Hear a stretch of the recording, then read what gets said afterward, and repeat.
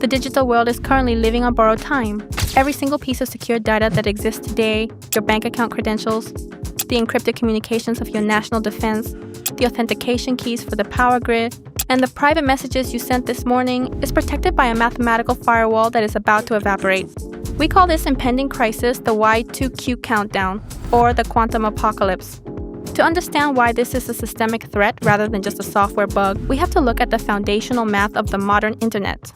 Almost all public key cryptography used today, including RSA and elliptic curve cryptography, relies on the assumption that certain mathematical problems are too difficult for a computer to solve in a reasonable amount of time. Specifically, the problem of finding the prime factors of a massive number. For a classical computer, even a supercomputer, cracking a 2048-bit RSA key would take trillions of years, essentially longer than the current age of the universe.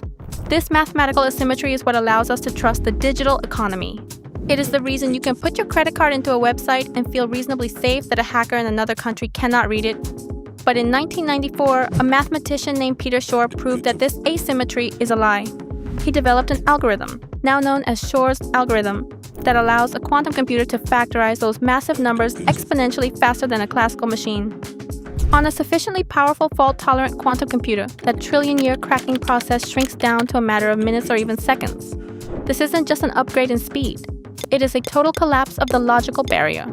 The moment that a quantum computer with roughly 20 million physical qubits, or a few thousand logical error-corrected qubits, comes online, the lock on every digital door on Earth will effectively vanish. This is the Q-Day event, and most intelligence agencies and cybersecurity experts have placed the target date for this transition sometime around the year 2030. However, the threat isn't waiting for 2030. We are currently facing a phenomenon known as Harvest Now, Decrypt Later. State actors and sophisticated hacker groups are already intercepting and storing massive amounts of encrypted data from government servers, financial institutions, and telecommunications backbones. They cannot read it today, but they don't need to. They are betting that in 5 to 10 years, they will possess the quantum hardware to unlock that data. This means that secrets being sent today, classified military strategies, long-term trade secrets, or your permanent health records are already effectively compromised. For a technology professional or a veteran, this realization changes the nature of operational security. If you're sending data that needs to remain secret for more than 10 years, you're already too late. The response to this has been the start of the Great Migration to Post-Quantum Cryptography, or PQC. This is perhaps the most complex logistical challenge in the history of information technology. Unlike the Y2K bug, which was largely about fixing a date format, Y2Q requires us to replace the fundamental mathematical protocols of the entire global network. This isn't as simple as a software update. It involves hardware changes, new certificate authorities, and the implementation of entirely new mathematical structures like lattice-based cryptography, which are believed to be resistant to Shor's algorithm. The National Institute of Standards and Technology, or NIST, has spent years running a global competition to find these new standards, eventually selecting algorithms like Kyber for encryption and Dilithium for digital signatures. But implementing these standards is a nightmare of dependency management.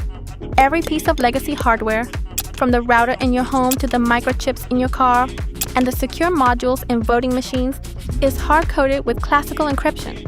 Replacing this infrastructure will cost trillions of dollars and take decades. We are currently in a race where the hackers have a head start. If we do not finish the migration before Q-Day, we face a total trust collapse. In this scenario, your bank account doesn't necessarily get deleted. It simply becomes impossible to verify who owns what. Authentication fails. Digital signatures for legal contracts become invalid. The blockchain, which relies heavily on elliptic curve cryptography, could be drained of all value in an afternoon. For a hardware engineer or a security researcher, the Y2Q countdown is the ultimate stress test. It forces us to build crypto agility into our systems, the ability to swap out encryption protocols as easily as we swap out the hard drive. It also pushes us toward the development of the quantum internet, where we don't rely on math at all, but on the laws of physics.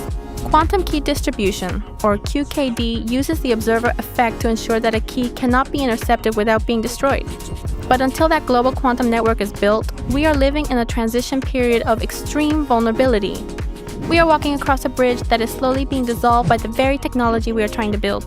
The Y2Q countdown is not a prediction. It is a mathematical certainty. The only variable is whether we will be ready to walk through the door when the lock finally falls. As we approach the end of the decade, the pressure to solve the authentication crisis will become the primary driver of all technological development. We are not just protecting data, we are protecting the concept of truth in the digital world. If we fail to secure the subatomic layer, the entire architecture of modern civilization will be reset to zero.